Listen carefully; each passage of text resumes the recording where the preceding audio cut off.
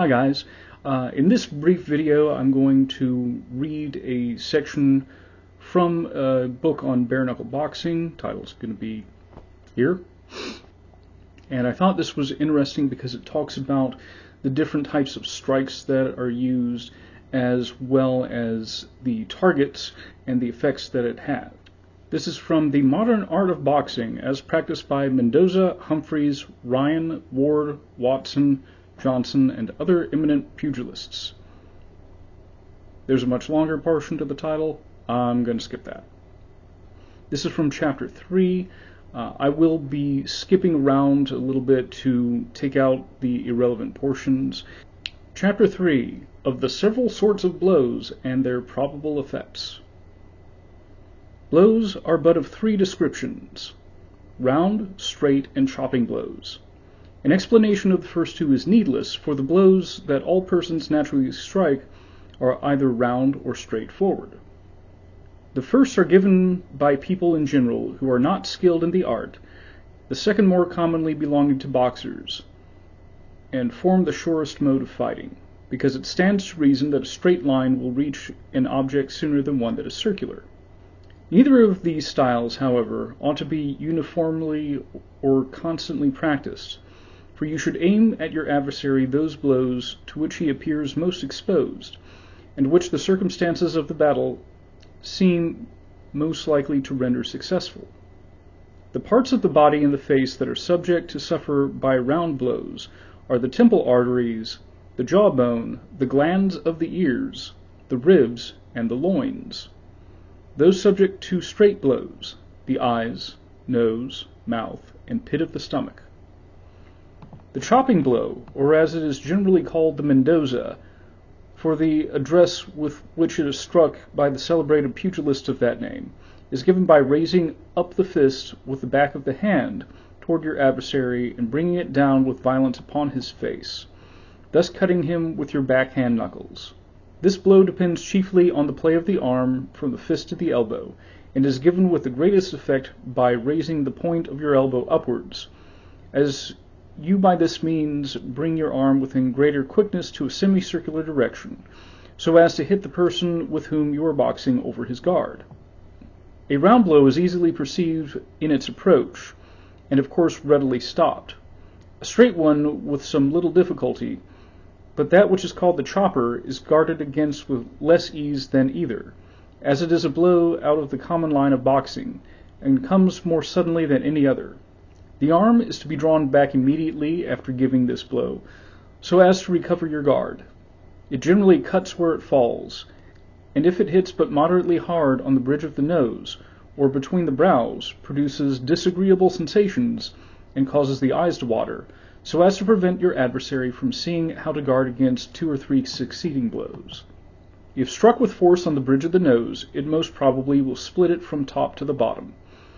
If on either of the eyes, it will cause a temporary blindness, and if on both, it disables the person who receives it from continuing the battle.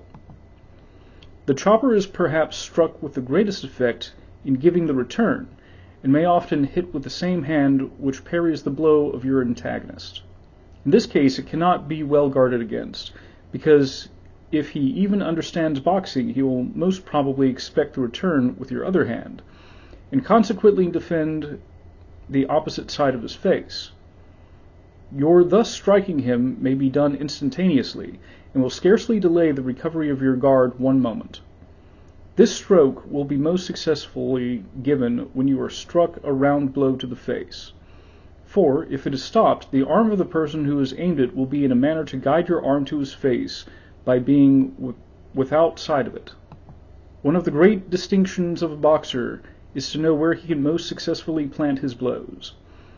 The parts on which a blow may be struck with the greatest probability of putting an end to battle are on the eyes, between the eyebrows, on the bridge of the nose, on the temple arteries, beneath the left ear, under the short ribs, and in the pit of the stomach. The effects most likely to be produced from the blows to the different parts of the human frame are these. A blow to the eyes blinds a person for a time, thus disabling him from continuing the combat with any judgment, which puts it in your power either to gain an immediate victory by striking at his stomach or beating him at pleasure. A blow between the eyebrows is attended with the same effect as the preceding one, by driving the blood out of its proper vessels into the eyes and eyelids. A blow on the bridge of the nose with one of the large knuckles, if given either by the straight or striking the chopper, slits the nose from top to bottom. The effect of a blow on either temple is that of stunning he who receives it, is considered generally very dangerous, and may produce even death. A blow under the left ear forces back into the head the blood which proceeds from the head to the heart, so that the vessels and sinews of the brain are overcharged, particularly the smaller ones, which being of too delicate a texture to resist so great a charge, burst and produce a total loss of sensation in the man who receives the stroke, and an effusion of blood from the ears, mouth, and nose. A blow under the short ribs, or as it is termed in the kidneys, deprives a person struck of his breath, occasions an instant discharge of urine, puts him in the greatest torture, and renders him for some time a cripple. A blow to the pit of the stomach, besides winding your antagonist and depriving him of the power to stand up, generally causes a vomit accompanied with much blood. Now there's a few things that I find interesting about that.